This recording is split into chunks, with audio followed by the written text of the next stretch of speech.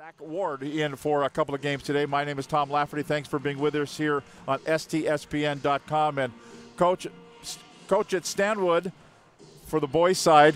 And this year you had three guys that played for the Everett, right here in this gym for Everett Community College. Yeah, and they were so close to being able to play today. Heartbreak loss last Sunday. But, yeah, you know, three boys that were in this gym a lot. I'm happy to get in here again, and I don't know, if I wasn't on that bench playing or coaching, right. I think this might be the best seat in the house. And a proud alum of Everett Community College, but you didn't play in this facility. Yeah, this is pre-Walt Price Fitness Center. That was definitely pre-Walt Price Fitness Center, yes. Talk about playing at the community college level. You know, we talked a little bit off air about it. I think it's something that you really realize if you love to play the game. And, you know, this is obviously a really cool championship atmosphere, but normally there's not many people in the stands. There's not a lot of support from the student body, wondering, hey, you're on the team, you're not on the team. You really find yourself, and you know, you got to have a great relationship with the coach. I think that's what it all comes down to. I was fortunate enough to play for Larry Walker, who I had a great relationship leading up to and after that, and just made an incredible experience, and I wouldn't turn it or trade it in for anything. And I think one of the things with Larry Walker, who retired a year ago or so, this building is a testament to sure. Larry Walker, because he really spearheaded for this facility to be here and for the NWAC tournament to come here to Everett. For sure, and his involvement with the NWAC, and I think all the great work that he did while he was the head coach, really a well-respected man. We're going to talk about these games coming up. We've got two games on the men's side, two games on the women's side. The Peninsula Pirates, the Linn-Benton Roadrunners in game number 1, set to tip off here in just a little bit. The Portland Panthers, the North Idaho Cardinals in game number 2. That's a 4 o'clock start. Then the women's Final Four get underway at 6 o'clock with Umpqua Riverhawks against the Bellevue Bulldogs. And game 2 of the women's Final Four, the Walla Walla Warriors and the Big Bend Vikings. We'll come back and have today's opening lineup right after this. The first day of school is kind of scary. You don't know your teachers yet or who your friends will be. But school is really important. It's how you learn things and grow. Okay, I'm ready. You're gonna do great, Mommy.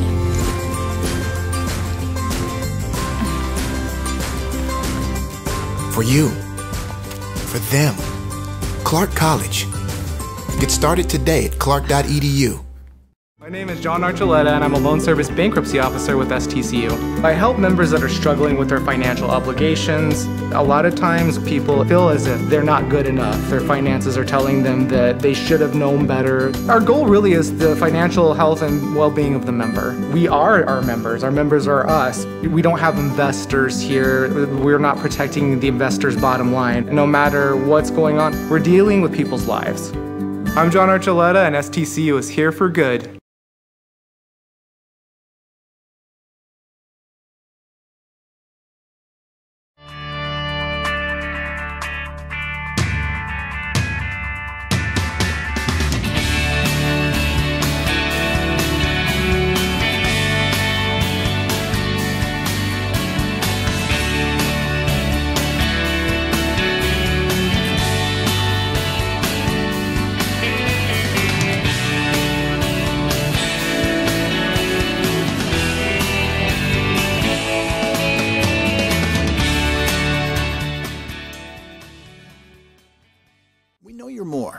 More than a number, more than living paycheck to paycheck. You're a multitasking life engineer full of experience. That's why you belong here, where you'll find more one-on-one attention from faculty, with programs that can lead to in-demand jobs, and the support you need to get where you want to go, all at an affordable price. Get started now. Edmonds Community College, edcc.edu. And welcome back to Everett Community College. We're getting set for today's opening lineups for the Peninsula Pirates and the Linn-Benton Roadrunners. Final Four game number 1, trying to decide the NWAC Men's Basketball Championship. And Coach Zach Ward working with me today. And Coach, after last night, that gave you coaching material for the next decade, didn't it? With UMBC beating Virginia 16 over number 1. Any given night, somebody can win. You never know. Wasn't that something? I mean, just a really cool thing for those boys. Unfortunately, Virginia, who had a great year, they're only going to be remembered for that game last night, but how quickly it can change. And I thought Coach Bennett had something pretty cool to say after the game, and what a tough spot to be on national TV in an interview after you're the #1 seed. You go down, but he says, you know, a week ago we were cutting nets in the ACC championship. Right. And you guys need to understand that anytime you enter the arena, losing is an option. And they've been able to win a lot. A fantastic coach and a great program, but yeah, the Retrievers. The Retrievers. Wow. Well, and you've been on both sides of that. I'm guessing where you look up at the clock and there's 5 minutes to go and you're down by 20 and you're going to say, it's a helpless feeling. There's nothing I can do. It's over, you know, and I think that that's really a spot where you need to show some leadership to your players, and I thought he did a great job of that. He wasn't over there making it about him. He was just really calm, and I think you saw players come off the floor he knew for the last time and just gave him a hug and congratulated him and said some pretty cool things probably to him that they're going to remember. So let's take a look at the starting lineups being introduced right now on the floor for the Peninsula Pirates. Cameron Burton out of Valley High School in Las Vegas, a sophomore at 6'2", averaging 11.3 points per ball game. Colby Jackson from Clark High School, also in Vegas, sophomore at 16.8 points per game.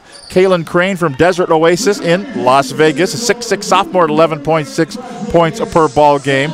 Also, Trent Warren from Box Hill High School, Melbourne, Australia, a 6'6" sophomore at 11.3 points per ball game. And Marky Adams from Forks High School, a 6'10" freshman, 10.4 points per ball game. For the Linn-Benton Roadrunners, their head coach Everett Hartman, Trent Van Cleve from McNary High School in Kaiser, Oregon, at 5'11", a freshman, at 7.8 points per ball game. Trey Ecker from Philomath High School in Oregon, sophomore at 9.2 points per game. Taylor Jensen from Forest Grove High School in Forest Grove, Oregon, a freshman, 6'6", at 12.2 points per game.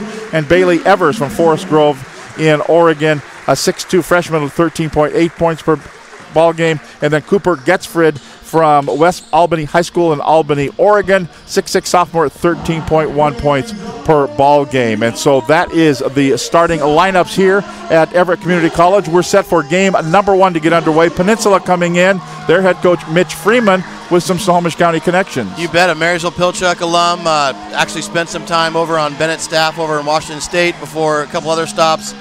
He's back sort of home at Peninsula. At Peninsula Port Angeles, and we are underway here, and it'll be underway for game #1, as moving to our right will be the Linn-Benton Roadrunners, South #2 at 22.9 points per ball game. Peninsula on the drive here, going in underneath. The ball is going to be knocked away and out of bounds. So Peninsula on the first drive will lose the ball with a turnover, and right back over Linn-Benton, their first possession here of the ball game. The Roadrunners in their white uniforms with runners across the chest, going in for a backdoor lay-in up and good. Cooper Getzfried, kind of some quick offense there for Linn-Benton. You know, both teams played a game they played earlier in December, a 5-point game. I think probably trying to feel each other out a little bit. I bet both teams have changed quite a bit since then. So we're just underway. Glad you're with us. There's a fadeaway jumper up and good for Colby Jackson. Jackson with the jumper up and in. So a turnover on the previous possession. A jumper there ties the ball game, but a turnover on the other end. And right back the other way we go. And that was another turnover. So they keep running it up and down the floor. Linn-Benton now. See if somebody can get a shot off here for Linn-Benton. As they move into the corner, right side, 3 on the way. No good. Trent Van Cleve, a miss.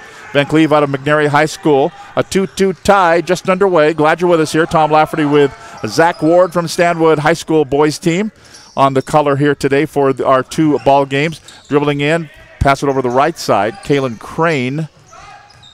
Crane looks down to running Cameron Burton. Can't hit it. Missed it. Cleared out by Linn-Benton.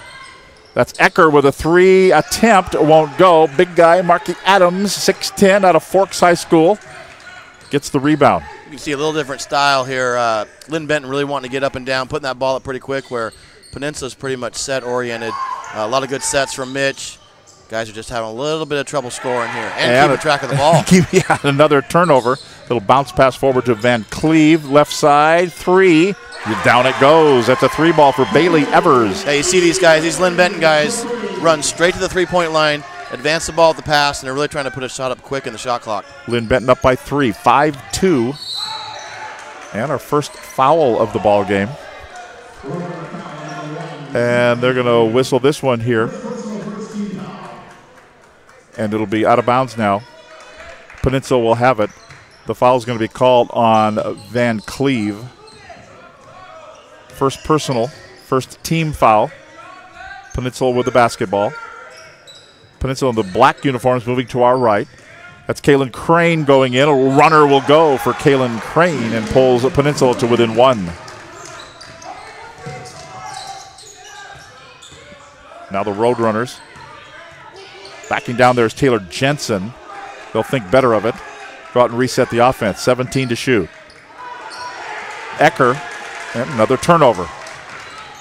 Turnover, and Peninsula will have it. Cameron Burton on the dribble in front of his bench, going in, laying up in front of the bench and lays it up and in. Cameron Burton makes it a 6-5 lead now for Peninsula, their first lead of the ball game. And the foul is going to be called. It's going to be on Jackson, his first personal, first team. 5'10" sophomore picks up the foul. So all even at 1 team foul each. And inbounds here for Linn-Benton. Down by 1 to Peninsula. Game 1 of the final 4 for the NWAC Men's Championship. Another turnover. Boy, they're having a hard time holding on to the basketball. That's back-to-back times. I feel like Peninsula's really tried to up the pressure on the perimeter and got turnovers both times. That one going off the leg of the Linn-Benton player. So Peninsula basketball. Colby Jackson. Now that's Adams on top. Bounce pass. Little stutter step there for Jackson. 14 to shoot. Jackson still with. Ooh. Cooper Getzfrey doesn't like it. He thought he got a clean pick of the pocket there. He sure did, and he might have. But they will whistle a foul on Getzfried, the 6'6" sophomore out of West Albany High School, picks up the foul. His first personal, second team foul on Linn-Benton. So Peninsula basketball reset to 20 on the shot clock. It's Burton backs away. How he gets it to Elisha Shepard, goes in, puts it up and won't go. And the ball goes out of bounds. I could say last touch by Peninsula. Linn-Benton will have it. Elisha Shepard from Kentwood High School. One of the few fairly local guys from this side of the Nevada border anyway, and this side of Puget Sound. Linn-Benton with the basketball. Down low, backing in. Adam Harvey puts it up and misses. Harvey. Good look, just short. And Burton will bring it up. Stop and pop. I think that was a 2 attempt. Didn't go. Save from going out of bounds. Not really. Save from going out of bounds and thrown out of bounds there. So it'll be Linn-Benton basketball down by 1. And we're going to have this is hockey. Whoa, line change. Line change over the wall. Come 3 fresh bodies here for the Roadrunners. We'll give you those as we go along. In the backcourt here, Taylor Jensen, Christopher Morsa will bring it up. Morsa out of North Valley High School in Grants Pass. Finds Jensen. Riley Davis with it. Morsa again. 15 to shoot. Pretty tough defense here by Peninsula. You can see those Peninsula guards really extend out and pick up. 7 to shoot now. Changing direction. Morsa goes in. Little scoop laying nice up and job. good. Really nice job beating that pressure out on the perimeter and getting in the lane and finishing with the left nonetheless. So a second lead change of the ball game. LBCC leading Peninsula here 7-6. A little runner won't go. The tap up will go. The tap up good by Elisha Shepard. And it's back to a lead for the Peninsula Pirates. Linn-Benton with it. Close ball game here. 15 minutes to go, first half. Bounce pass to the baseline. Flora turns, faces, and fires and puts it up and in. Carter Flora out of Gooding High School, Gooding, Idaho. 9-8 lead for Linn-Benton. Now Peninsula, Cameron Burton running the point. Looks for a double screen. Didn't really work very well. Now they're going to, almost a shot attempt. I guess you will call it a shot attempt there by Trent Warren, but it wouldn't go. Cleared out by Linn-Benton. You watch that Linn-Benton team run straight to the three. The big man runs right to the rim. And now they'll try and get some weave action with the 4-out, 1-in look. Morsa on top Davis. 10 to shoot now, and he will. Turn, won't go. A miss there by Flora and cleared by Peninsula. 9-8 lead for Linn-Benton. Cameron Burton loses the defender, puts up a three that won't go. They'll let the ball go out of bounds, and we will have our first time out of the ball game. With 13 minutes and 53 seconds to play in the first half, our score, Linn-Benton 9, Peninsula 8. You're watching the NWAC Community College Basketball Championships on STSPN.com.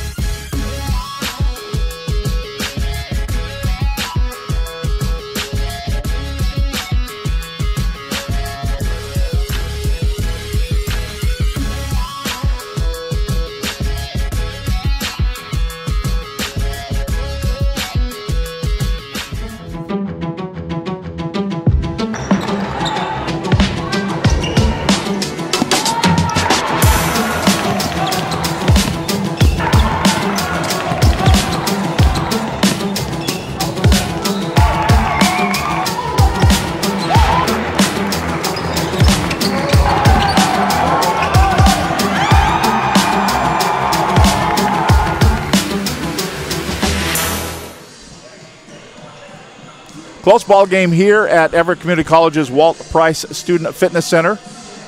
The NWAC Men's Basketball Championships, the Final Four today, Final Four women's game to follow, and the championships on Sunday here at Everett Community College. Portland and North Idaho are waiting in the wings, and they'll be playing the winner of that one. Will play the winner of this one, and we don't know who the winner of this one will be. It's a close one here, and back underway we go. Linn-Benton with the basketball.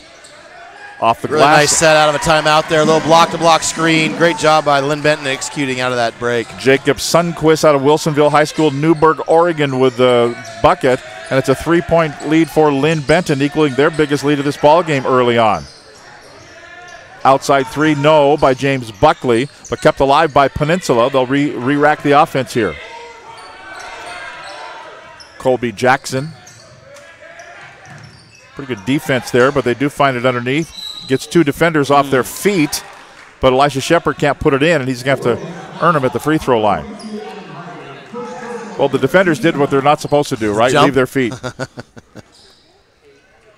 And so the foul is going to be whistled here on Adam Harvey out of McNary High School in Kaiser, Oregon. That's his first personal foul. Third team foul on Linn-Benton, Peninsula.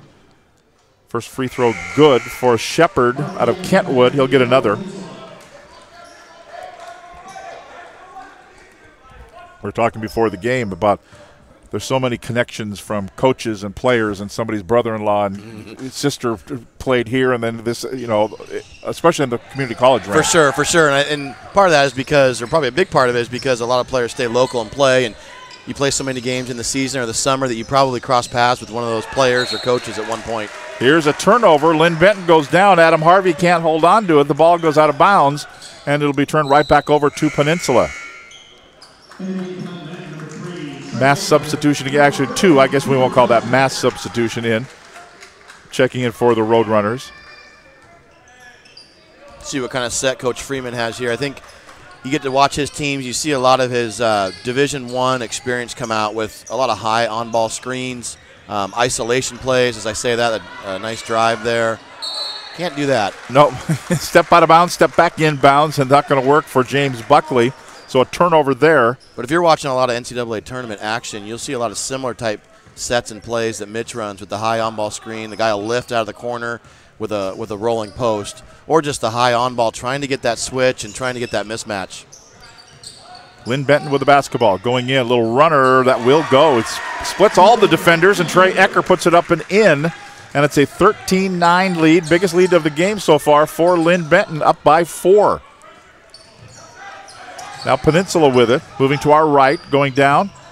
I'll tell you, unafraid to go under there is James Buckley. But they kick it out for an outside 3 ball. That's going to be a miss by Jackson. Back up. No. Back up one more time. No. Back up for a slam. No. One more time. They'll reload it. They're racking up the offensive rebounds. Adams has it down low. Little double pump and puts it in. Nice finish. Was that 6 attempts? Padding those rebounding stats. I hear them. And they'll try to answer with a 3 on the other end, and that will not go. And another rebound here for Peninsula.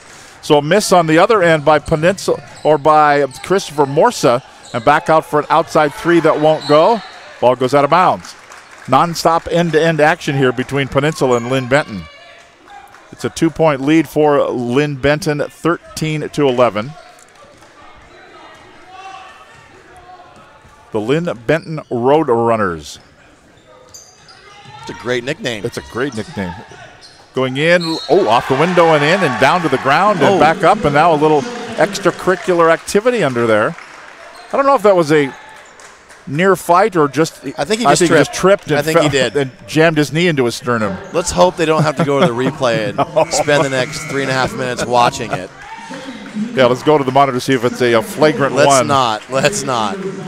Trey Ecker got the bucket. He'll get the try for the 3-point play. Marky Adams is called for that foul. He's the big guy, 6'10", out of Forks. Picks up his first personal and the second team foul. The free throw is good, and the lead is 5. Here. Something we haven't seen yet in the game. Looks like a 1-2-2 trapping. Peninsula will bring it into front court now. Colby Jackson. Underneath Adams, swatted out of there by Getzfried, and controlled by Linn-Benton. Van Cleve, outside 3, go. Trey Ecker. Van Cleve fed it to Ecker. Ecker put it up, put it in. The lead is 8, and a timeout called here as Linn-Benton has opened up an 8-point lead at 19-11. We'll step aside with 11:09 to go in the first half. It's the Linn-Benton Roadrunners 19, the Peninsula Pirates 11 on STSPN.com.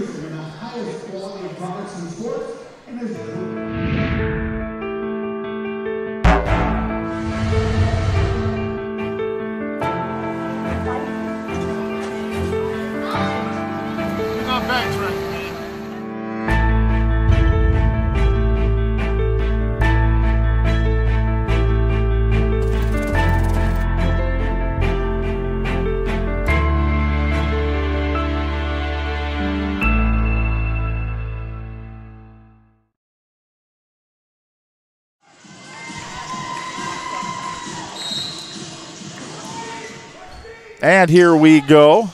Peninsula and Linn-Benton, the Peninsula coach, Mitch Freeman, wanted to talk a little bit to his team, down by 8 points. And they'll see what they do here. Marky Adams has it. Now Buckley. Nice. Back to Adams. Nice. Back in for a 2-handed slam. Did he draw that up on the board? You saw a little misdirection, dribble handoff to the rolling big, throw it up. Of course, when you're 6'10", yeah, a lot of those plays tend to work out more often than not. Missed 3 by Evers. Back another chance for Peninsula. That's Buckley. Lost the defender, puts it up and in. That's a 2 ball just inside the arc. And it's 19-15. Cutting that 8-point lead in half. Shot on the way. No, it's going to be a miss by Ecker, and Peninsula grabs it. Out of backcourt comes Burton. Adams out there to set a screen. Burton says, don't need it really. I'll put it up and miss. Back up by Adams. Lots of offensive rebounds here for the Peninsula Pirates. And the foul's going to be called. They're going to say on the ground, not fouled on the way up, so it'll be an out-of-bounds play now at the baseline. Peninsula will throw it in. Down by 4. 10:05 to play in the first half. Officials getting all the paperwork all straightened out. A little bit of chatter there between the players. I think it's all in good fun, though. I didn't see any. They're just playing hard and letting each other know that maybe that wasn't a foul. Adams will go to the bench. And now Everett Hartman, coach at Linn-Benton, says, I don't need, as long as he's leaving, I'll put somebody else in. That's almost what it looked like, right? Like, okay, you're taking him out. I'm going to take my big out and rest him as well. Little matchup here. Oh, great pass. Beautiful pass and a three-point play attempt coming up here for Elisha Shepard as Jackson went under there and just kind of shuttled it, kind of did around the, it looked like Brett Favre is what it looked like. Really nice play on a baseline out of bounds there. Obviously something I think they probably run consistently there, but you see so many teams that throw to the corner based on out of bounds, but he incorporated a little on-ball screen there, drive with his best player, and Elisha Shepard finished the three-point play here. He does. And pulls Peninsula to within 1. Linn-Benton led by 8 just a little while ago. After a timeout, Peninsula scored 7 unanswered and lead it down only by 1, 19-18. Here's a shot on the way. Hook shot won't go. It's going to be a miss there by Brandt, but a reload here by the Roadrunners. They'll try it one more time. Right baseline, Van Cleve. Double team there. That means somebody's open. 19 to shoot. Van Cleve has the ball. Now that's a 3 up and good. Big 3 there for Taylor Jensen. Kind of stems the tide a little bit. Makes it a 4-point lead again for LBCC, 22-18. Out for a 3. Rattles off. No for Colby Jackson. And Linn-Benton has it. Van Cleve running the point. Tries a little burst of energy around the defender. Up fake there was Jensen. Goes in a little bit closer for a higher percentage shot from about 8 feet away and drops it in. So within 1, and now it's back out to a 6-point lead, 24-18. Looking and a steal. Steal by Van Cleve. Oh. Behind the back going in. Well, that just kind of, the wheels just kind of came off on that one. let's not get too cute. Let somebody shoot it. So we're going to have our timeout on the floor with 8 minutes and 40 seconds to play on the first half. LBCC 24, Peninsula 18, right here on STSPN.com.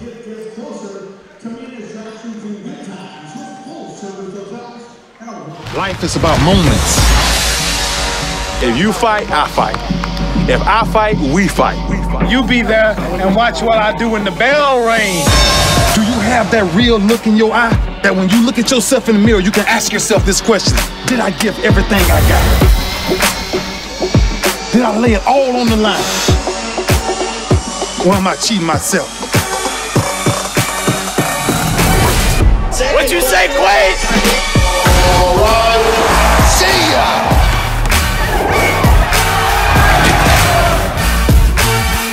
Right at it. Oh! He's done it again!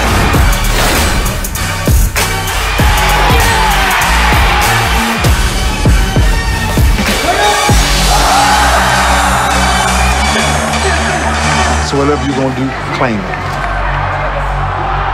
Leave your mark on this world. Clark College in Vancouver, Washington is enrolling for winter quarter. Whether you want to advance your career, complete a degree, or earn your high school diploma, Clark College can help you reach your goals. Visit clark.edu to learn more. And back to action here. Linn-Benton leading at 24-18 over Peninsula. And Peninsula with the basketball. Colby Jackson. Adams. Power move to the rack, puts it in, count the basket, and 1 coming up here for Marky Adams. I know I repeat myself, but another great set coming out of a timeout. Kind of, I'm sure Mitch is thinking, I got to get my guys to do this without having to call timeout, right? We want to do this in the flow of the game. Just looking at the stats, 0 for 7 from 3 for Peninsula. A team that doesn't shoot it great from 3 anyway, but I think you're going to see emphasis on getting this big fella the ball moving forward. He's got 6 points in the ball game so far. Could be 7 here with a free throw, and it is. He's a big guy. Marky Adams out of Forks High School, Forks, Washington. You've been to Forks? No, never. And I think I could give you a general area of where it's at in the state. That way. Yeah, I think for my 9th grade Washington history class, maybe. That's right. Trey Ecker got the last basket. Here's a dribble in. Inside the circle. Yeah. When are we going to see that in high school? When are they going to put it down? Tomorrow. I'm hoping tomorrow. No, I think you're right. I think I get frustrated a little bit with the transition from the game from the, whether you're going to professional level to college and then college to high school. Just seems like in the United States it could be a smoother transition, whether we're talking about things like that, we're talking about if you're playing quarters or halves or fouls or whatever the case is. It's so different at each level. It's confusing. It's not like that in Europe. Yeah, Kalen Crane at the free throw line for the Peninsula Pirates. I did notice that NIT went to the wider lane, went to the 10-minute quarters, did a few other things. The bigger three-point line. Yep. Do we want a bigger three-point line in high school ball? Let's not go there yet. Not yet.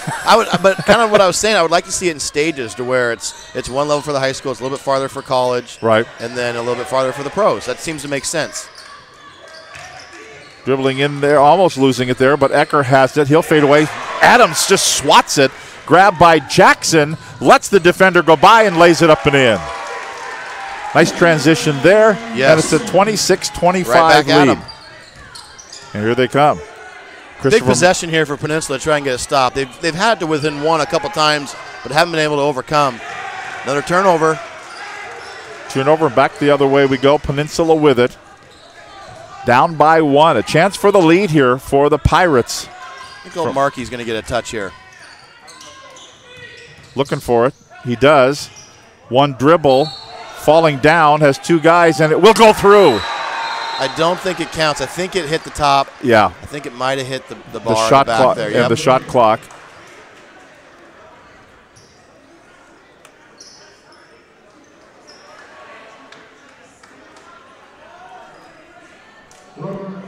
So we're going to have a foul here. And it's going to be whistled on Braden Ford. That's going to be his second personal foul. And Peninsula's Markey Adams misses the first free throw. A chance to tie there.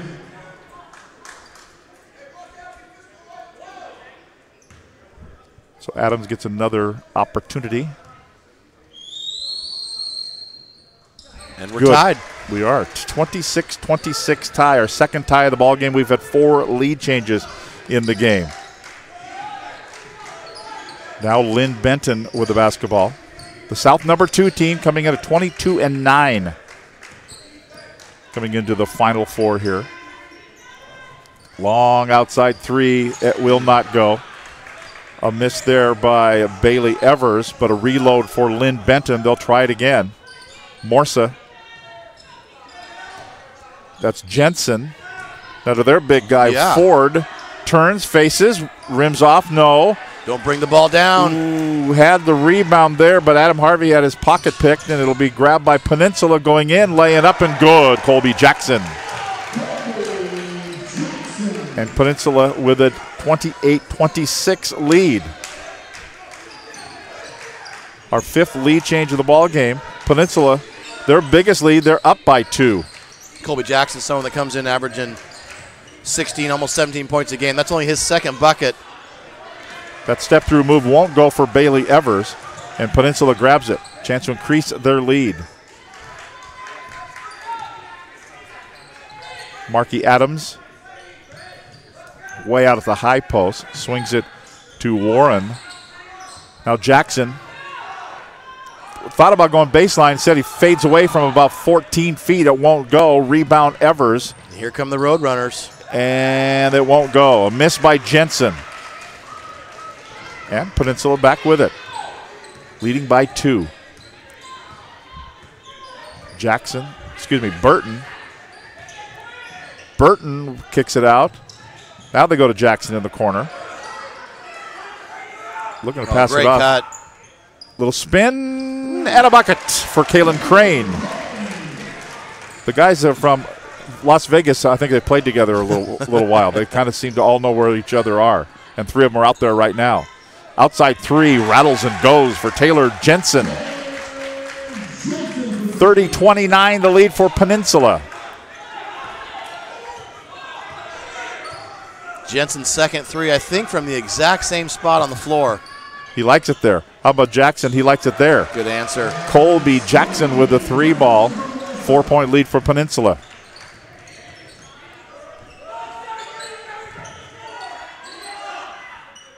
That's Morsa. Started the dribble and then gives it to Evers. I keep thinking tinkers to Evers to Chance. Whoa. Got a blocking foul, and then Colby Jackson kind of was losing his footing. It looked like he was on ice skates there for a second. So we're going to have a timeout on the floor. We'll step aside. 4:19 to play in the first half. It's Peninsula 33 and Linn-Benton 29. You're watching the NWAC Men's Basketball Championships on STSPN.com. Life is about moments. If you fight, I fight. If I fight, we fight. You be there and watch what I do when the bell rings. Do you have that real look in your eye that when you look at yourself in the mirror, you can ask yourself this question: did I give everything I got? Did I lay it all on the line? Or am I cheating myself? What you say, Quade? See ya!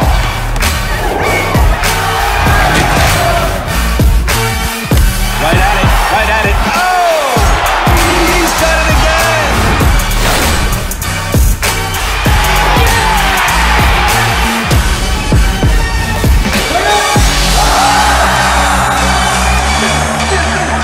So whatever you're gonna do, claim it.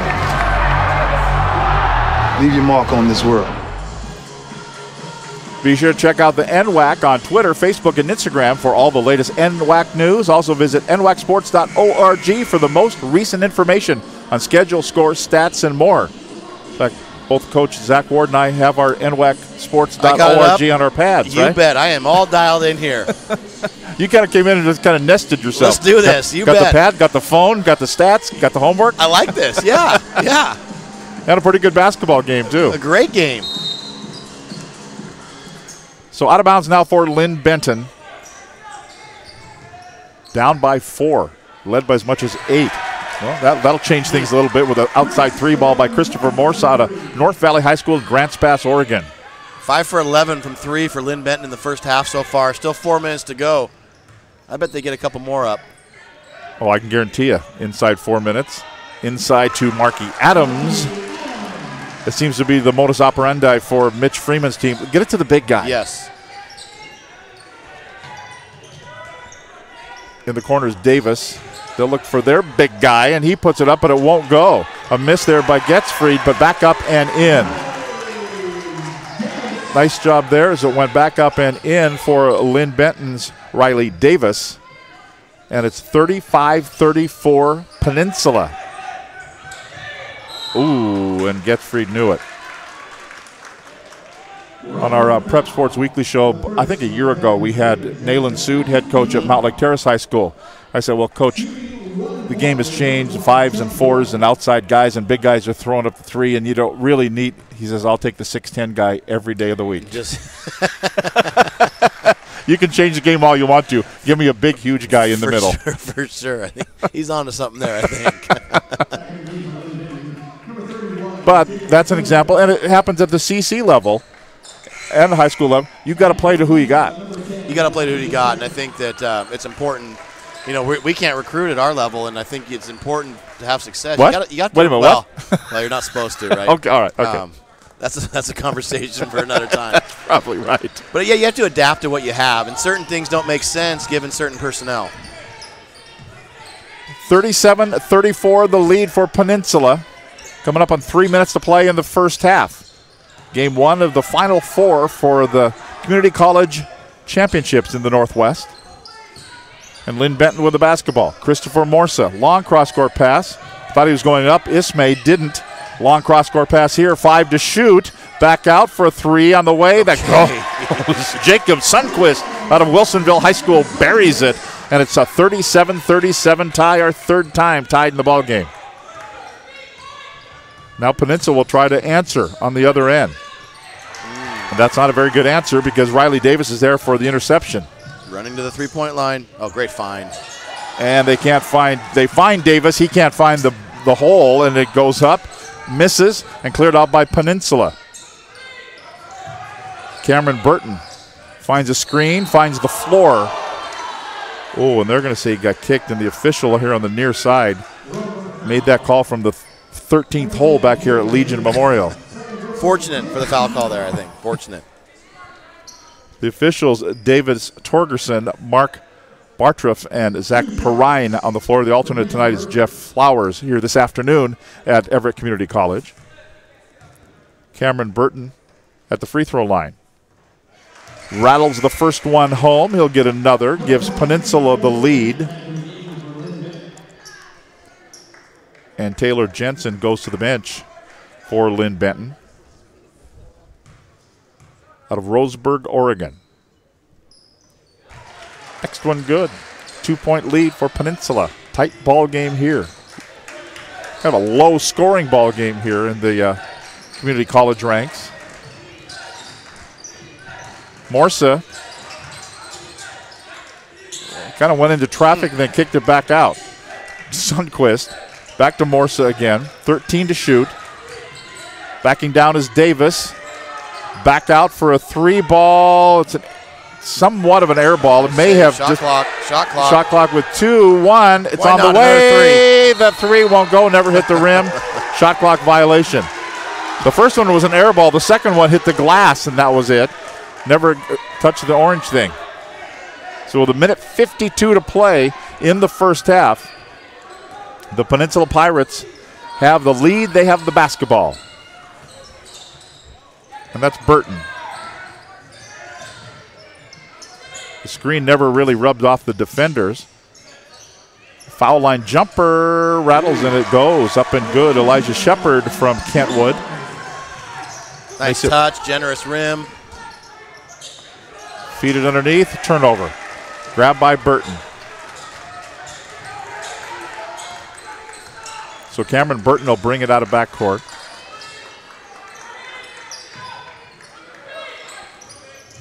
Burton again going in off the glass and rattles it in.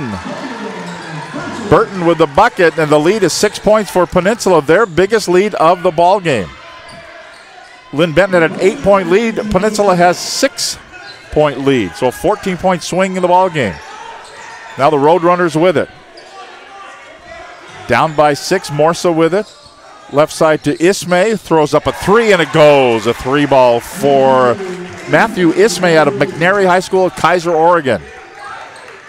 Cuts that lead in half at 43-40. And now we're going to have a timeout. The coaches. What's going on? Somebody's going out into the hallway. I'm not sure what they're getting a drink of water from the drinking fountain or something, or not really sure what happened there. They stopped play. A player went out into the hallway. And they're going to. I don't know. The manager came in and gave us the traveling sign. I'm not sure what that means. Got a water bottle. A couple other players come back on. I haven't one earthly clue what's going on. Now we have the officials walking over there to check out maybe. Fresh hot dogs or fresh batch of popcorn? He might have thought that was the end of the half. No, I don't know what's going on. Unless there could be a contact or something spilled on the floor. Right. They seem to be looking at the floor here. They don't seem too concerned about it. No. Coach Freeman's got his guys ready to roll. Must not be that big a deal. Okay. We play on. I guess we're not like Jim Nance and Bill Raftery where they come over and tell us what's going on. No, they don't come over. They don't shout up here and let us know what happened. So here we go. Peninsula with the basketball. 21 to shoot. 34 on the half clock. And Peninsula with it. That's Colby Jackson. Dribbling in. Charge. Oh, yeah, that's going to be a charge. Yep. Good job there by Riley Davis. Just stepped in his way. Stepped in his way and was definitely outside the circle. So, okay, explain to me what the restraining line, what that circle means. It's not in high school ball, but it is in college. Yeah, so regardless, you could be there the whole possession, regardless of what happens. If you are inside of that circle in perfect guarding position, it's a block no matter what. And I think it really helps the officials and makes it an easy call. I think the whole block charge thing is probably the toughest call in the game. You see one play as a charge, and almost similar to the next play as a block. That really eases them. Marsa maybe won too many passes. They kind of wasted away the time and could not get a shot off. And we have reached halftime here at Everett Community College. And our score at the half, the Peninsula Pirates 43 and the Linn-Benton Roadrunners 40. We'll have our halftime features coming up here. We'll take a look at the first half scoring as well. Our score at the half, Peninsula Pirates 43, Linn-Benton Roadrunners 40. You're watching the 2018 NWAC Community College Basketball Championship Tournament on STSPN.com. Red Lion Hotels Corporation is built to thrive. With innovative programming and in-the-know staff, our hotel brands offer guests great stays and a chance to immerse in local culture. Red Lion Hotels and Red Lion Inn & Suites are better than ever. For travelers who want to get lost and discover adventure, we open the door to the best local experiences. We have reinvented the loyalty program. Introducing Hello Rewards, the first recognition-based loyalty program that encourages members to go further, fly higher, travel better, with tailor-made rewards. And we're not stopping yet. Presenting Hotel RL, our newest hotel brand. Inspired by the natural beauty of the Pacific Northwest, an uplifting, relaxed atmosphere, a staff that loves what they do. For adventurers at heart, Hotel RL will inspire an amazing journey. Our future has never been brighter. 3 strong brands, an expanding portfolio, industry-leading innovation with turnkey solutions, simple fee structures, areas of protection, continued support from day one. We make partnerships easy. Reach a new breed of traveler with RLHC.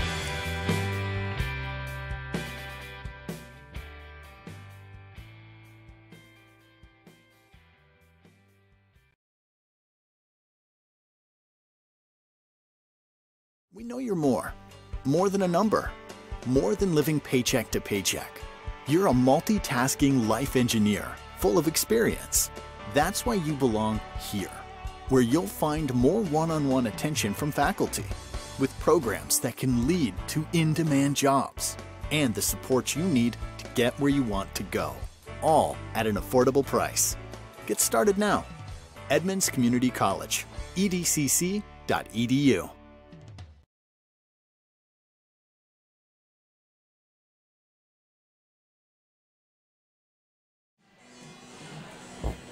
And welcome back to Everett Community College Walt Price Fitness Center here at ECC. We're the Final Four for the NWAC here in 2018. And coming up in our next game will be the North Idaho Cardinals and the Portland Panthers. But a couple guys from North Idaho are here. Introduce yourself and tell us where you're from. I'm Kyrie McRaven. I'm from Honolulu, Hawaii. Now tell me how did you get Kyrie? I was thinking Kyrie when I first saw it. It was an old song from a group called Mr. Mister, and my dad, just found the song. I thought it was cool to name me Kyrie, I guess so. That's cool. It's different, so I'm not tripping. Is he different though? Yeah, he's kind of different. Just a little bit. Tell me your name, where you're from. I'm Mookie Lester, and I'm from Connecticut, Hartford, Connecticut. Why Mookie? But you must have a real first name. Oh yeah. Or was it after Mookie Blaylock? Nah, I think my mom got it from Do the Right Thing from the movie. But my real name is Milan. Okay. Yeah. So you decided to go with Mookie. Yeah. Just Mookie. So Mookie and Kyrie, both. How did you end up at North Idaho? I just heard about it, and then I contacted the coaches, and then we talked. Yep. That's how. Where'd you play high school ball?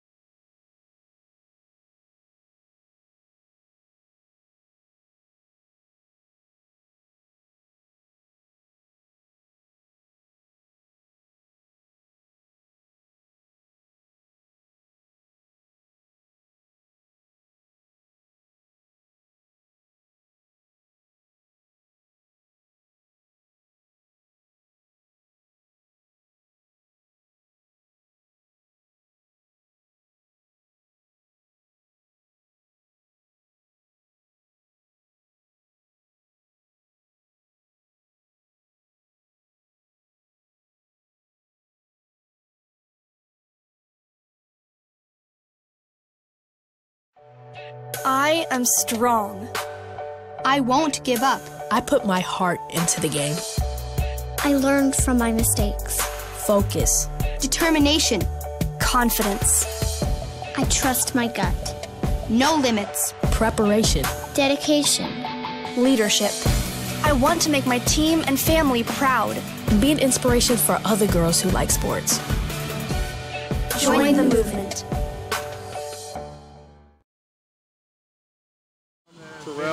The audio and the video weren't even. The first day of school is kind of scary. You don't know your teachers yet or who your friends will be. But school is really important. It's how you learn things and grow. Okay, I'm ready. You're gonna do great, Mommy.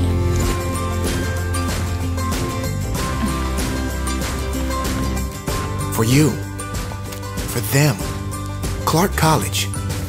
Get started today at clark.edu. And we welcome you back to Everett Community College. Final Four action here. And the last game of the Final Four will be North Idaho against Portland Panthers. A couple of Portland Panthers here. Introduce yourself and where you're from. Joseph Morales from Roosevelt High School in Portland, Oregon. And who are you? I'm Terrell Hicks from Centennial High School in Las Vegas, Nevada. How'd you make your way up to Portland? I actually did a lot of travel. I'm born and raised in Detroit, so I moved around a lot, a couple states, so decided to come here and play ball, and I chose Portland. Tell me about North Idaho. What do you know about them? I just know they have a real good score, and I think pretty sure they play really good defense, so you just look to get out and run and contain the dribble drive. A community college team that plays good defense? They made it to the Final Four, so you got to give respect to that. And then tell me, did you watch last night? UMBC beat Virginia? I did. That was a big upset. Are we ready for an upset? If you guys win, is it an upset? No, we're expected to win. So we're number one. The only number one seed left. So you know what happened to the number one seed last night, though, right? Hey, we ain't them. And isn't that right? The whole year, you can't take anybody lightly. Yeah, you don't look over anybody. Just one game at a time and just focus in on your opponent. There you go. So from the Portland Panthers, Joseph Morales, Terrell Hicks, good luck. We'll come back with more right after this.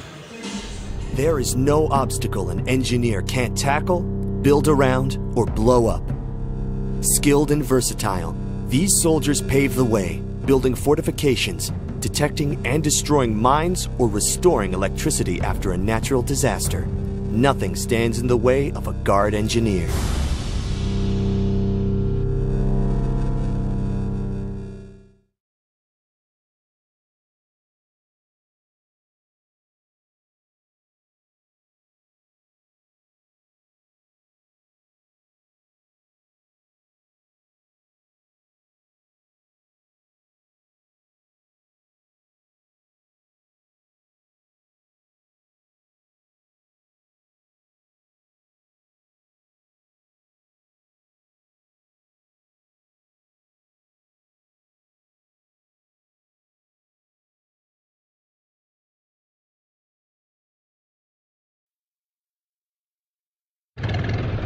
Historic, unique, exciting. As challenges continue to test the mettle of Americans, your community has to depend on willing citizens just like you to answer the call and respond to local disasters and other times of crisis. You may be surprised to find out who we are and what we do. In fact, it could actually be your story too. The Air National Guard. From the arrival of the first colonies in the New World until today, communities across America have depended on their own local patriotic citizens to be available for extraordinary challenges as a part-time militia guard. For over 300 years, they have been in every war and rushed to the scene of every natural disaster. At the turn of the 20th century, when airplanes were used for various military needs, the state National Guard units flew for domestic use as well as preparing for wartime needs. December 7th, 1941, a date which will live in infamy. It soon became clear that the professional use of aircraft was very important to the United States. After World War II, Congress created the United States Air Force. and transformed the aviation units at local guard units into the Air National Guard. Now, in more than 130 communities across the United States, the Air National Guard covers a wide variety of jobs, nearly 200 part-time and full-time career opportunities. Each location can host any number of unique missions, and each one of these missions includes many exciting jobs waiting for you to master. As our name suggests, air means you could be involved with aviation efforts, including space and cyberspace, volunteering for both state and federal needs. An excellent example is the Combat Air Patrol mission. The units assigned to this vital mission have fighters that are on alert, ready to scramble at a moment's notice, protecting local communities from aircraft entering unauthorized airspace. But not just pilots are involved. Munition specialists, aircraft mechanics, and airfield operations specialists are needed to keep these missions flying. Nowadays, everything is very high quality electronics and very digitized. So what I do is I maintain and make sure these F-16s have the correct components, have the highest upgraded digital systems installed. In recent years, through remote technologies, serving overseas may actually take place at your local Air Guard unit. You could be protecting ground troops overseas or carrying out other missions through remote piloted aircraft and space satellite operations. As a part of the elite battlefield airmen units, you could be selected and trained to operate alongside all other special operations forces.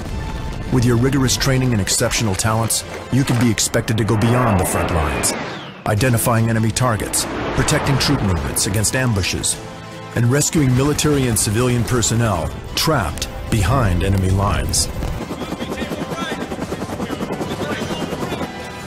The Air Guard also has several units where medics are trained and involved in aeromedical evacuation, a specialized flying triage mission, stabilizing and protecting military members and civilians injured during any number of conflicts or natural disasters. And since all of these operations occur in the air, a variety of weather specialists, from traditional weather forecasting all the way to battlefield weather specialists, are needed to ensure operations are conducted safely and successfully.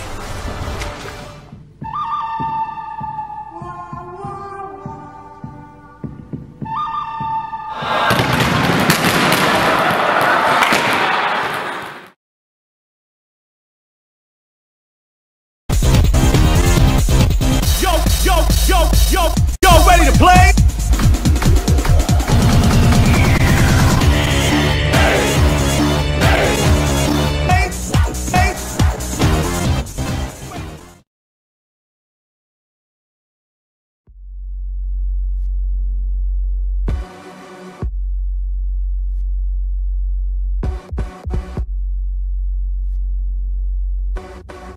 Training is definitely making myself better, but I know that it's going to end up making my teammates better. You have to know your teammate and know what they need. The cohesion on the field and off the field is what makes everyone strong. Being on a team, you know it's not just you out there. I would do anything for the player next to me, behind me, in front of me. Practicing day in and day out, trying to be the best me so they can be the best them. It's like a sisterhood that you have with those girls. It's just really empowering. They're all doing crazy things. And you want to be like them and you want to push yourself like them. Motivates me to work harder, to get faster, quicker. Pushing each other so hard, all for the same goal. And then when you accomplish it, that's the best feeling in the world.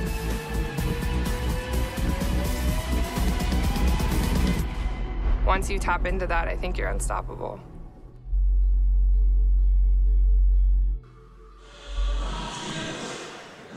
Well, the Portland Panthers and the North Idaho Cardinals are waiting for the winner of this game between the Peninsula Pirates and the Linn-Benton Roadrunners. Peninsula leading at 43-40 here at halftime. Welcome back to Everett Community College. Tom Lafferty along with Zach Ward.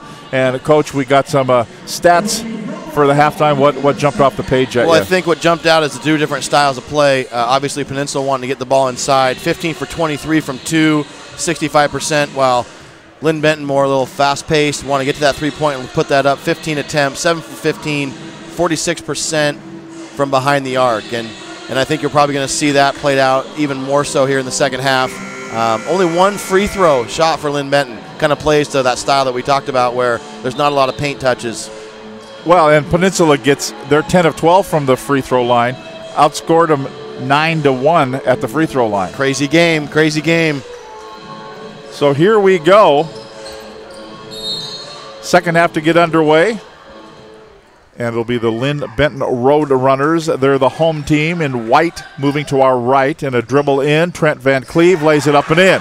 As I say that, they drive down the middle and shoot a lay-in, right? That's right. There you go. Right off the get-go, 10 seconds in, and it's a one-point ball game.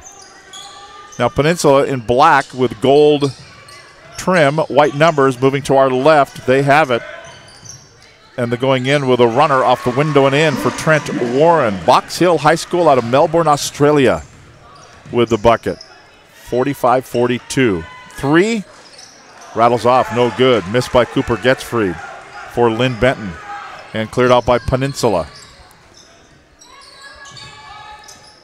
That's Warren. Get it out to Kalen Crane, puts it up.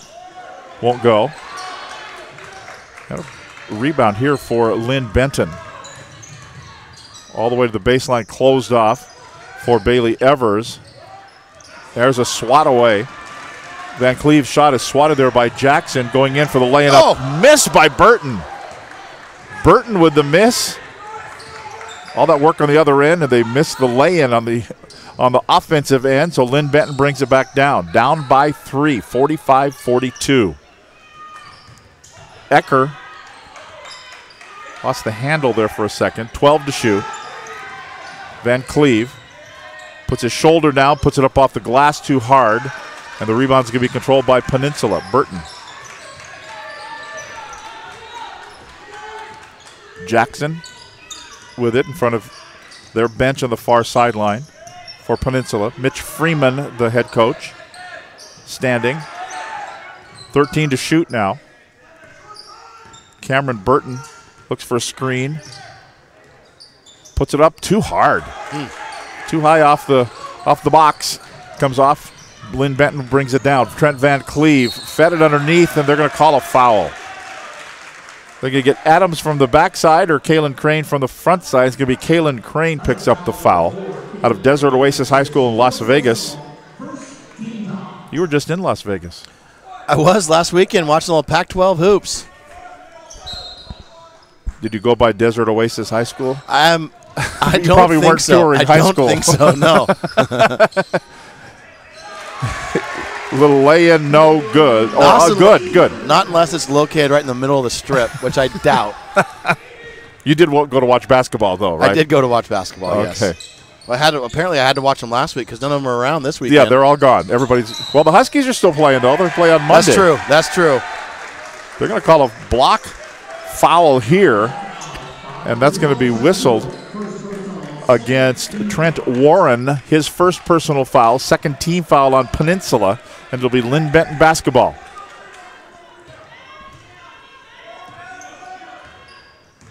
As Trent Van Cleve gets it to Trey Ecker out of Philomath High School in Oregon. Back to Ecker again, turns and good challenge, really good challenge defensively there. Yeah, he turned around and found a big guy right in his grill, and it was taken away, grabbed. Yep. Oh, yeah, carry the ball. I think he did. Turnover there by Colby Jackson, and it'll be right back over to Linn-Benton. Linn-Benton last week in the Sweet 16 beat Edmonds 81-72 and then beat Walla Walla 84-75 last Sunday to advance here to the Final Four. Peninsula got wins over Clackamas and over South Puget. Peninsula 87, Clackamas 74, Peninsula 69, South Puget Sound 59. Shot that won't go. A miss there by Bailey Evers. And Peninsula brings it up. Crane, unafraid to go in amongst a whole bunch of defenders, but had nowhere to go, so it kicks it back over. Right side three, down it will go. That is James Buckley with the bucket. Right back at him, another three-point attempt. That three won't go for Trey Ecker. And Peninsula brings it up. 48-44, the Peninsula Pirate lead. Buckley, he will dribble in and has the ball swatted away, but then he gets it back himself and puts it up too hard. One more time by Adams off the glass, too hard, no good. Rebound gets freed for Linn-Benton. Couple of opportunities there, wouldn't go. Then a three on the other end. That won't go either for Evers. The ball went out of bounds, and it'll be right back over to Peninsula. Crazy exchange there of three-point attempts. Just the second three-point maker of the game for Peninsula about 2 possessions ago. Stretch this thing back out to 4. 48-44 the score, 16:05 to play in the second half. Portland, North Idaho, awaiting the winner. Peninsula. I'm not sure where that pass was going. There was a couple of too many defenders in the way before that pass was ever going to get to one of his teammates. As the Roadrunners now with it. Van Cleve looks for a space, turns around, finds another space, puts it up, and it rattles off a couple of times. And the rebound's grabbed by Crane outside. Brings it up. Doesn't have numbers. He'll go in anyway, and the ball knocked out of bounds. Almost could have been a foul there. Yeah, the referee says he went straight up. That's one of those where I think we're going to give you the ball based on out of bounds instead of calling the foul, because if the defender had his arm straight up, there's no way he hit the ball out of his hands. Yeah. Just saying. Davis Torgerson, Mark Bartroff, and Zach Perrine are the officials on the floor here for the NWAC Final Four, Game 1. Steal taken by Riley Davis for Linn-Benton. To Morsa. They'll work the perimeter to Harvey as they work it over the right side. Morsa has the ball nearly knocked away and nearly an over in the back. Down to 10 seconds to shoot. That's Harvey. They got the switch here. Nice cut. They got it for great the action. Bucket there, laying good for Riley Davis. And the lead is 2 points for Peninsula. And the Pirates bring it up. Colby Jackson. Seems like Linn-Benton has stepped up their defense too. For sure, yeah, I think probably a topic at halftime. Crane changes direction. Buckley almost lost it. Almost lost it again. 5 seconds on the shot clock, and a three is on the way for Jackson that won't go. Davis grabs the rebound and quickly up the floor. Here comes Linn-Benton for the lay-in, no good. Missed by Jensen, back up, no good. Battle for the rebound, surrounded by black shirts, but the one guy in white, Riley Davis, gets it. Also goes to the floor. That's Morsa, splits the defense. That will go. And ties the score at 48, our fourth tie of the ball game. They worked hard for that one. Man, that was great action there. Missed a couple lay-ins, just outworked Peninsula on that end. Get a third or fourth opportunity. Just over 7 minutes into the second half, and neither team has broken 50 yet. Going hard to the floor, thinking he got fouled, was for Peninsula as they work it to the left corner. Shot on the way, won't go. Peninsula brings it down. Actually, it was Cooper Getsfried who thought he got fouled when he got hit to the ground. But on we play. Not a lot of whistles in this one. Letting them play a little bit in the second half here for sure. Crane to Warren. Back to Shepard again. Back to Crane. Foul line jumper with 6 on the shot clock, and he rattles it in. It's out to a 4-point lead for Peninsula, 52-48. Getsfried again thinks he got fouled. He's going to argue his case, and that argument will go into the break. First break of the second half with Peninsula leading Linn-Benton 52-48, the NWAC Community College Men's Championships on STSPN.com.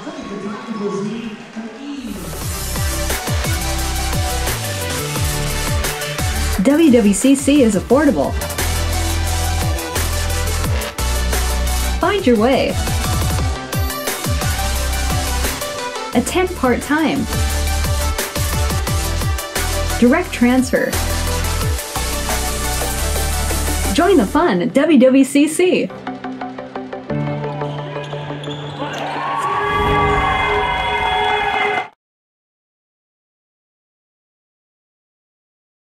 Realize Pierce College is here to guide you to student success. With more than 60 programs of study at Pierce College, there's a fit for you, your life, and your schedule, including short-term certificate programs, transfer degrees, and even baccalaureate degrees. Pierce provides flexible degree options to help you on your path. Your pathway is clear at Pierce College. Tom Lafferty along with Zach Ward, who attended Everett Community College, played at Everett Community College, had a great time at Everett Community College. I did. I told you off the air, that was probably the most fun I've had playing basketball. You go to class. First of all, you only have 3 classes, right? So that's pretty cool, right? and then you get to go play basketball. You're playing basketball about as long as you're in class for the day. That's a good day. I mean, I think it's a good day. That's heaven on earth, right there. Well, I know that high school players don't want to start practicing for 7 hours, so it's probably not going to change in the high school setting. But no, it was a great time here. So here we go. Out of bounds now for the Roadrunners.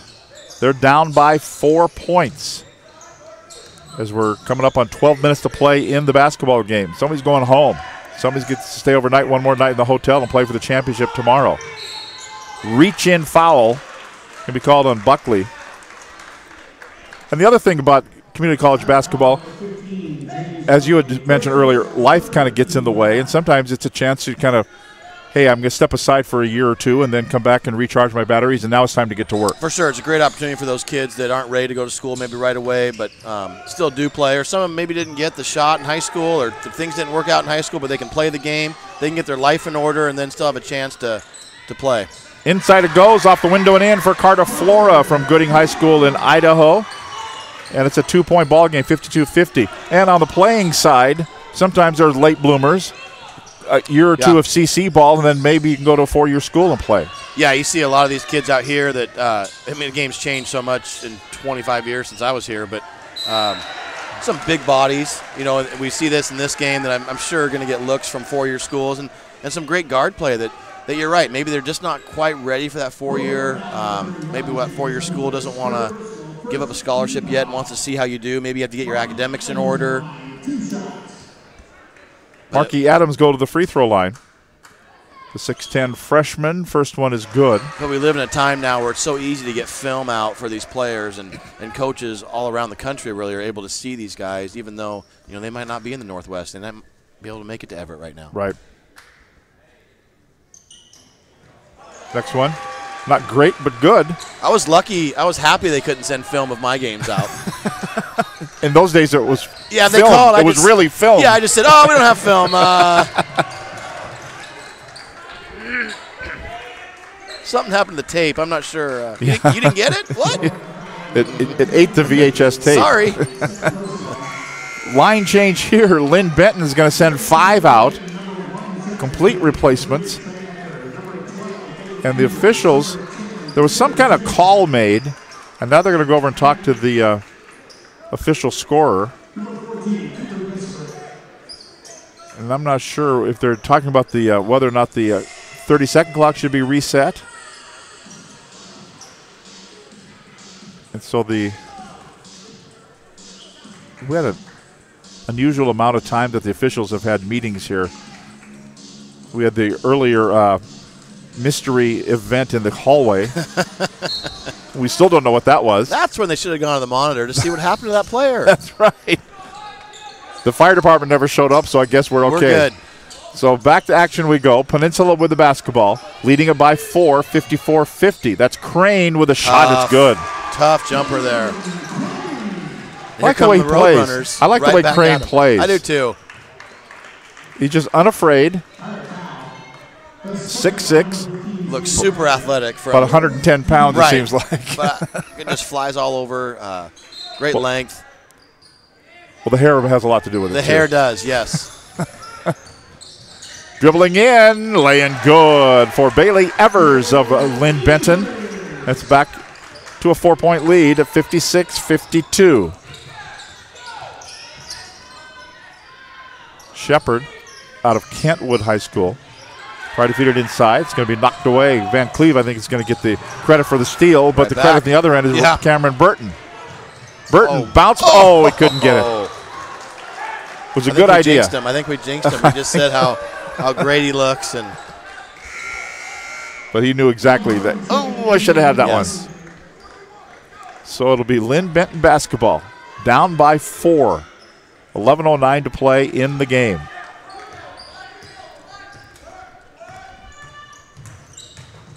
Van Cleve. Oop, another steal. Just taken away up the floor. No foul there. That was a big bump to me. Up, no good. A miss there by Shepard. And finally a foul. Wow, I thought Crane got bumped. He was going up for the shot, and that was completely, the whole bump affected his shot. I thought he did too. And of course, we have a pretty good angle up here. It might not have looked that way down on the court. Nonetheless, they're at the line here on maybe a play that there wasn't that much contact. Elijah Shepard will go to the free throw line. First one goes. I've said it for years. I've never missed a call from 25 yards away from the field. And I rarely miss them from the sideline, too. It's amazing, isn't it? You can see every travel from over the far corner of the court. I have been told in practice that I'm the worst ref ever. The kids have actually told me that. Yeah, coach, don't ever get a whistle. I just say I know. I know. They can't. There's no response for that. Outside three won't go. Harvey with the miss. Van Cleve missed the earlier shot. And Peninsula leading it by 6 with the basketball. Coming up on the halfway mark of the second half. Shepard, nope. That's going to be closed off. 10 to shoot now. And here's a steal. Grabbed by Harvey. Harvey splits the defense and lays it up and in. Nicely done. Then he's talking to the official. He wants to tie his shoe. Yeah, he's got a flat tire there. But he keeps looking down at it. The official says, play on. Play on. Dribbling in. Go to the big guy, Adams. Blocked out of there. Back up, no. Adams tries to grab the rebound. Can't do it. Van Cleve will come away with the basketball. Up the floor he comes. Does not have the numbers. Corner 3. No. For Evers. And a foul is going to be called.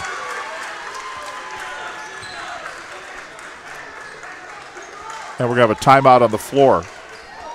With 9:42 to go in the second half, Peninsula 58, Linn-Benton 54. Back to Everett Community College right after this timeout.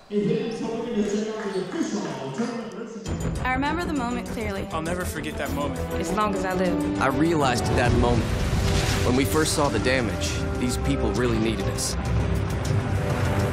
And I was going to make a difference, right here in my community. Together with local responders, we cleared trees and collapsed walls. We had to get to the family trap beneath. As a citizen soldier, I made a difference. Be there for your community at NationalGuard.com.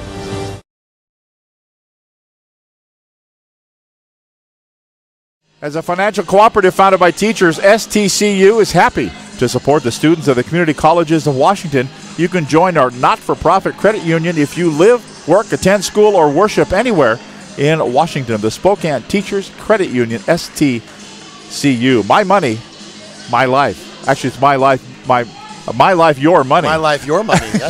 That's right. Tom Lafferty with Zach Ward. Glad you're with us here on a Saturday. There's nothing better on a Saturday afternoon than watching live basketball, is there? No, my lawn doesn't need to be mowed. I don't need to do any weeding. I got to go to the gym. Sorry. Yeah, sorry. The honeydew list just goes up back up under the refrigerator. We got tomorrow. So here we go. Back to action here. Linn-Benton with the basketball. Down by 4 points. Gutsfried will put it up and in. Cooper Gutsfried from West Albany, Oregon. 2-point ball game. Halfway through the game, or halfway through the second half. Peninsula with the lead and the rock. Crane. A little waggle as he put it up and in. And he goes to the free throw line with an and one. Nicely done for Kalen Crane.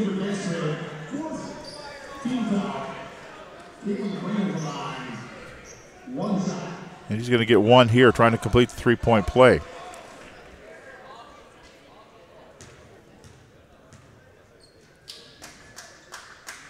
First one, or only one, will be good. Completes the three-point play for Kalen Crane. He's got 13 points in the ball game. And Linn-Benton with it. Now down by 5.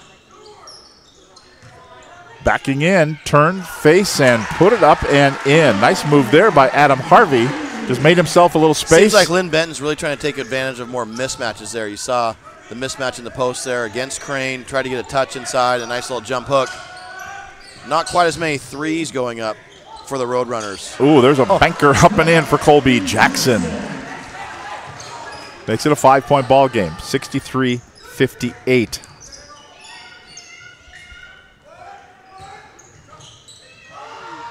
About a 12-footer that won't go for Taylor Jensen. Peninsula doing a good job at dictating pace of this game. They seem to be in control on both ends, just dictating how the game flow is going to unfold. That's really the key, isn't it, to every game? You control the game at your tempo. I think so, and some teams can play at any tempo, but I think that, you know, we saw two teams here where Peninsula definitely wants this in a half-court game. Colby Jackson buries the 3 ball, and it's good, and makes it now 66-58. Peninsula with the lead, up by 8 points, their biggest lead of this ball game. Both teams have had an 8-point lead. Boy, Getfried kind of knocked the defender out of the way, and then they go through and they get the bucket anyway, does Linn-Benton. Taylor Jensen with the bucket, and it's a 66-60 game. Now Jackson hit that 3 the last time down. This time he'll dribble in, feed it to Adams. Boy, he used his body to make some space. Gets his own rebound, surrounded by 4 white shirts and a foul call. Got the foul, yep. Adams just right there said, I'm the biggest guy here. Come on, bring it on, boys. And I like the no charge call there. That's just bodies going at it. You can't penalize a guy for just being bigger. Right. And, you know, I think there's a lot of contact that goes uncalled, especially inside that paint area. And he's someone that can play through a lot of it. And he'll get 2 shots here. Just impressed with how hard he works. And it's tough to play hard and at that level. And you don't see any emotion from him. You know, an empty trip, you don't see him throwing his hands up. He just busts his butt down the floor and plays D, and that's all you can ask for. Marky Adams from Forks High School, 6'10 freshman, about 10.5 points per ball game. I have him at 12 points and 6 boards here with 7 minutes to go. And it stays at 12 points, and only 1 foul. So Linn-Benton with it, down by 6.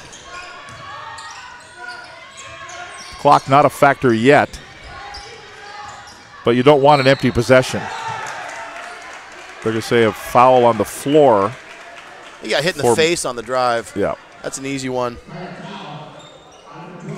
Morsa got fouled, and he got fouled by Trent Warren.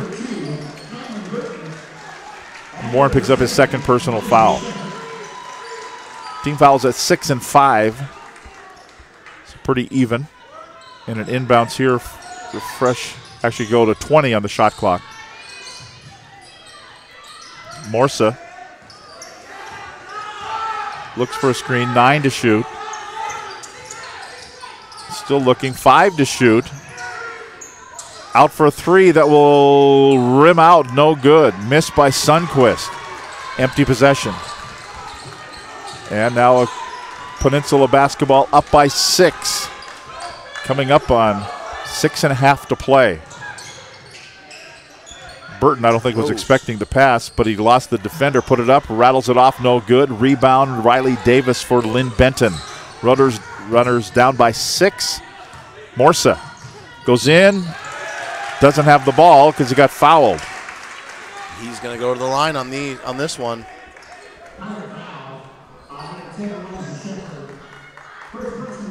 And so it's going to the foul on Shepard, his 1st personal foul, 7th team foul. So 2 shots here for Christopher Morsa. Clunk the first one, won't go. North Valley High School, Grants Pass, Oregon, 5.8 points per ball game. Just a 2nd free throw attempt for the Roadrunners this afternoon. Isn't that amazing? That is amazing. A game that's this physical, and 3 free throw attempts. Yeah, 2 for 3 on the other side of the ball. 15 of 19 for Peninsula. So here comes Peninsula with a 5-point lead. They can afford to use a little time. And I think they will. Jackson behind the back. Open look 3. It's a good looking shot. No, they're gonna say 2, I think. I think I saw them. I've watched enough college basketball where they're giving that motion. They're going to check it at the next dead ball to see if it was a 3 or 2. I think it was a 2. I thought it was inside the red circle. Yeah, if you know the official signs, you watch a lot of college basketball. Oh. Body on the floor. 4 to shoot. 2 to shoot. They will. Off balance. Won't go. Empty possession. Slow it down. And here comes Colby Jackson out of backcourt. Lead is 68-61. Long outside 3. That will not go. And then we're going to have a timeout called. He's going to call timeout. He's laying on the ground. Great a 30-second break. There. Yep, really heads-up play. So they'll go over and check the monitor, I would think, or are they just going to – will they discuss it with each other? We're doing a great job here in STSP. Oh, they're going to say a full timeout. So we're going to step aside here with 5:22 to play in the basketball game. Peninsula 68, Linn-Benton 61, right here on STSPN.com.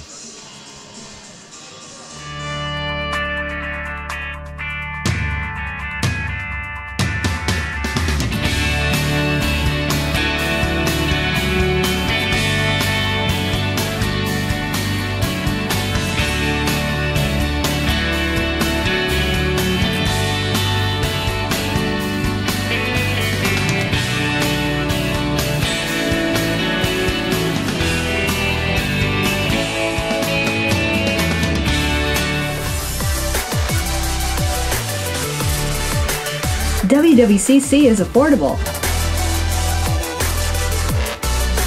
Find your way. Attend part-time. Direct transfer. Join the fun at WWCC.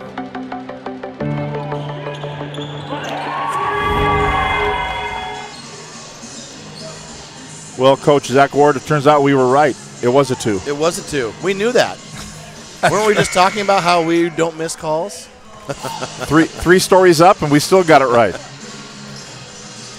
So the score is correct. 68-61 Peninsula with the lead. Time not yet a factor, but it's getting close. Especially if Linn-Benton keeps going down the floor with empty possessions. Then it really gets close. Peninsula with it. Cameron Burton. Burton goes around and lays it up and in. Yep. Cameron Burton with 10 points in the ball game. Stop and pop. It will go. That's a good shot there for Taylor Jensen early in the shot clock. 70-63 to score. Jackson kind of left the screen there. Wide open 3. Missed by Buckley up the floor. But Buckley missed the shot, then gets the interception going the other way. Great example of a kid's hustle effort. Missed the 3 in the corner. Comes back, gets a steal in transition. Front iron 3 that misses for Shepard. Feed it the dish underneath for the bucket. Up and good by Cooper Gets free. I'm guessing Peninsula didn't want that I don't 3 think ball the 3 early from in Shepard is what they were looking for. No. That early in the shot clock. And it wasn't in the transition rhythm 3. In the corner, fouled on the. Yes, he was.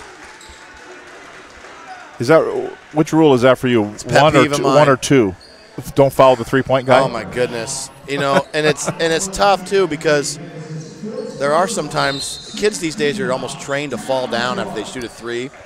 And so it's really a tough one. If you're even in the area, and that's why I say, how many threes have you ever blocked?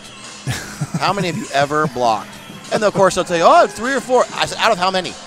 Right? I mean, you're already late getting there. Don't compound the mistake, and put yourself in a spot where, you know, if I'm close to you and you fall down, I'm probably going to get a foul called on me. And, right. And there is a chance that there was some contact. So, yeah, that's a tough one. It's frustrating.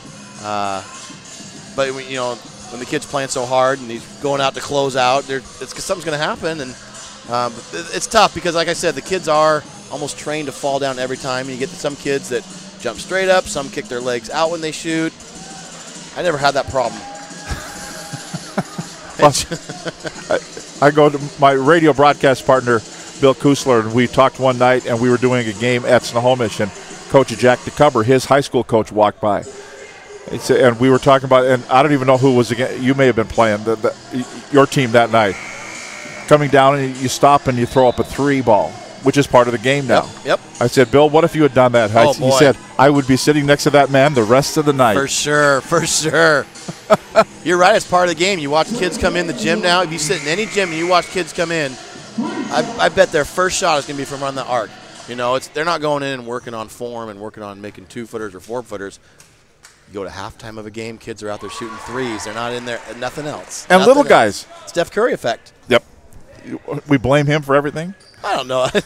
You know what I mean? Right, but you know the flip side of it is you see so many more players that are skilled and able to do that. We talked about stretch 4s and stretch 5s, forwards or centers who are able to play on the perimeter, and I think that's actually a really good skill. Trent Warren hits all 3 free throws and makes it 73-65, so equaling Peninsula's biggest lead of the ball game. Now clock is starting to become a factor. Under 4 minutes to play. Back to the basket, turnaround, won't go. Missed by Getzfried. And another rebound by Peninsula. Colby Jackson with it. Now you want to use some clock. For sure. You want to get that clock to be just about the 3-minute mark before Linn-Benton gets the ball back. Foul line jumper. Wow.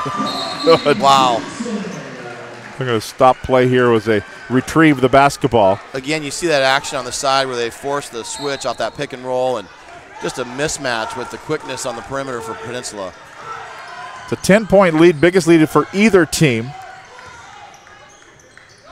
And Linn-Benton's got to get busy now. There we go again. Yeah, that was that was a weird-looking foul. Yeah. In fact, Cameron Burton saying, he put his elbow into me, and you're calling me for the foul? Well, yeah, you were standing there, and he shot a 3 ball. Right. And now he's showing the official, look, I have a bruise now. So Bailey Evers goes to the free throw line.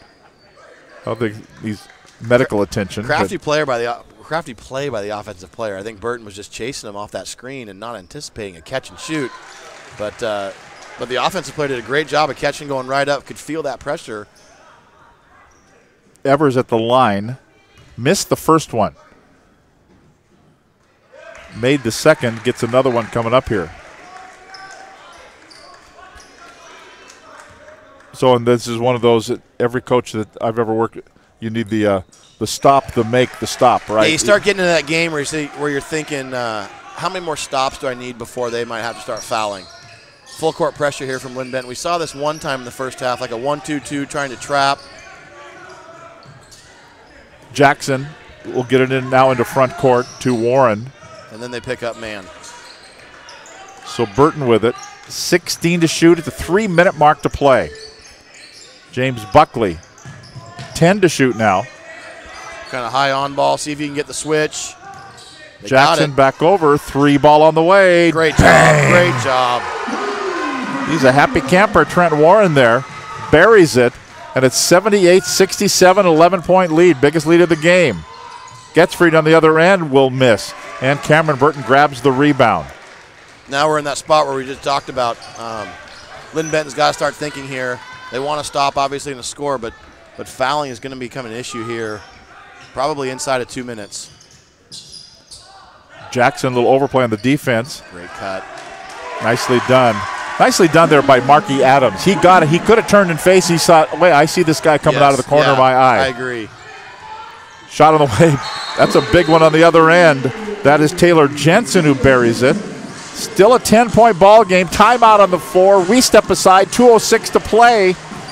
Peninsula with the lead. Linn-Benton, do they have one more run in them? We shall see here on STSBN.com.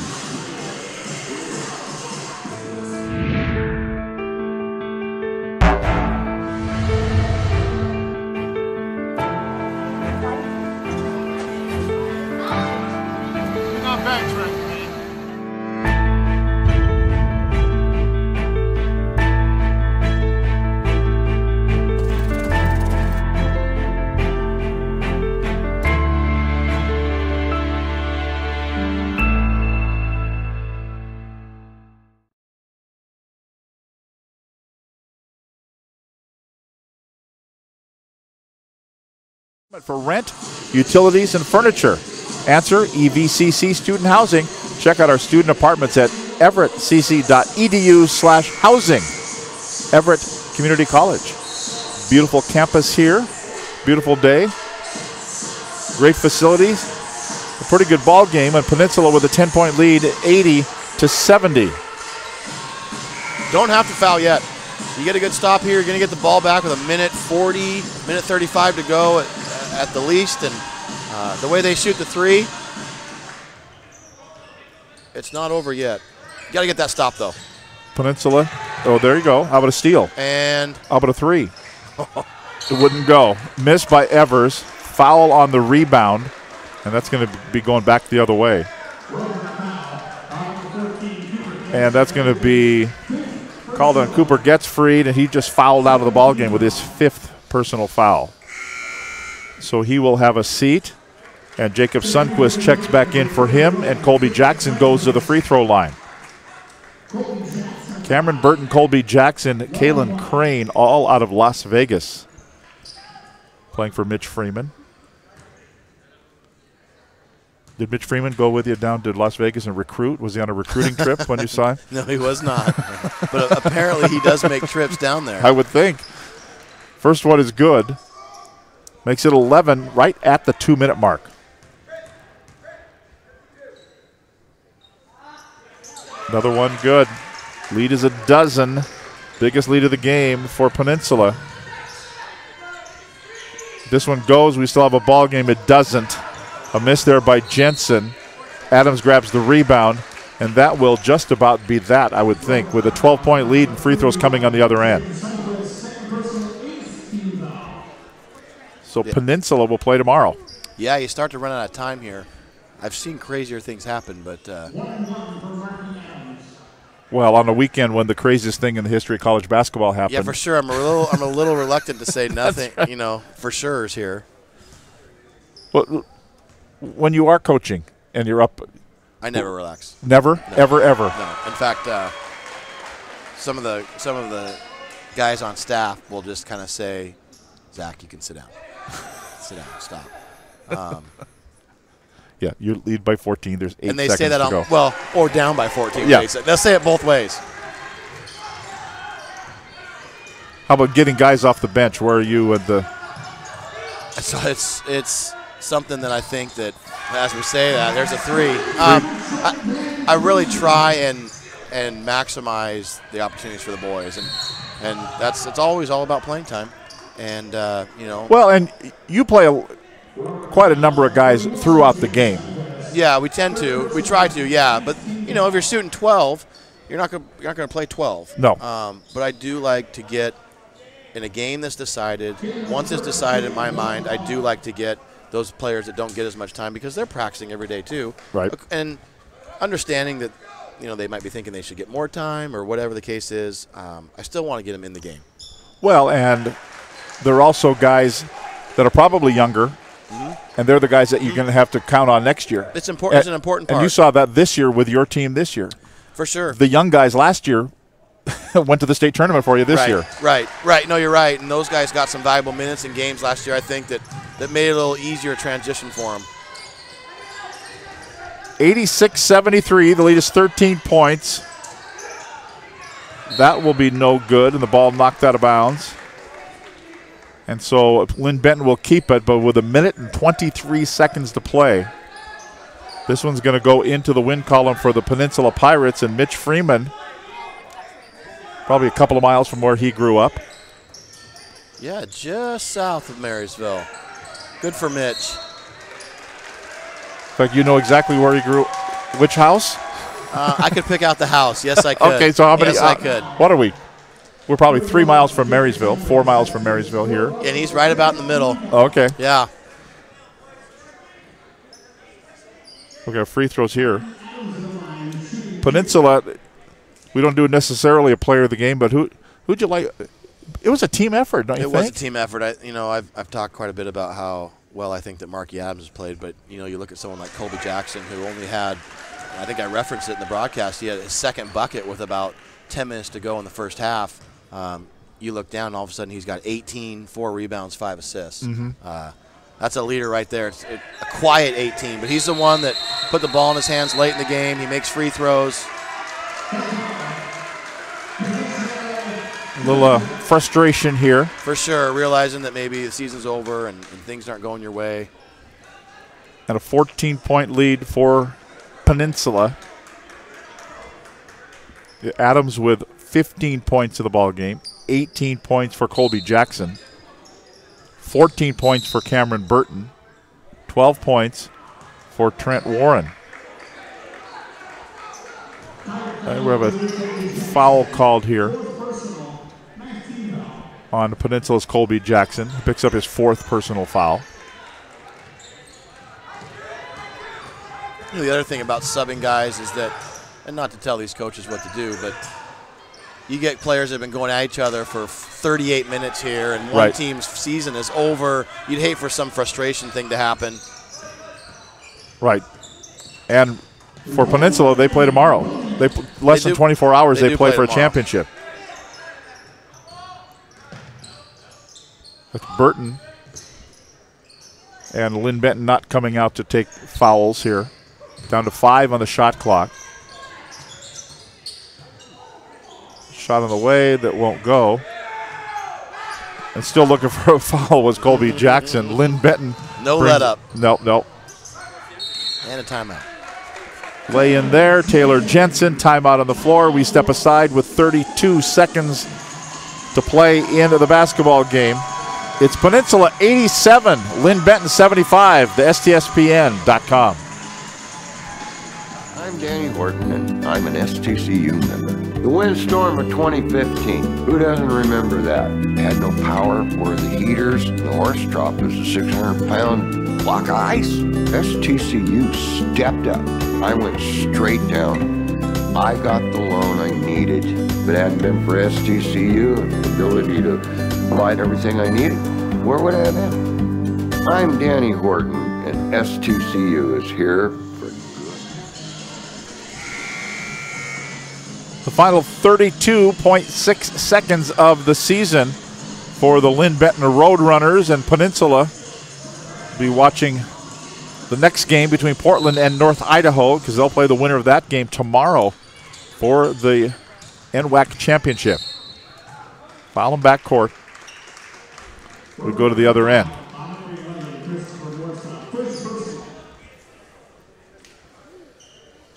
So a team effort here for the Peninsula Pirates. And they're going to get the win. Yeah, 6 guys in double figures. They come in with 5 guys averaging double figures. 6 today. You're right, a team effort. But you look at, we always focus on the points. Right. But if I go down the rebounds, I got 5, 8, 7, 7. That's balanced too. And a fun team. They play their style, and they're good at it. Yeah, they set the tempo of the ball sure. game. That 3 will not go for Morsa. Shot clock is now dead.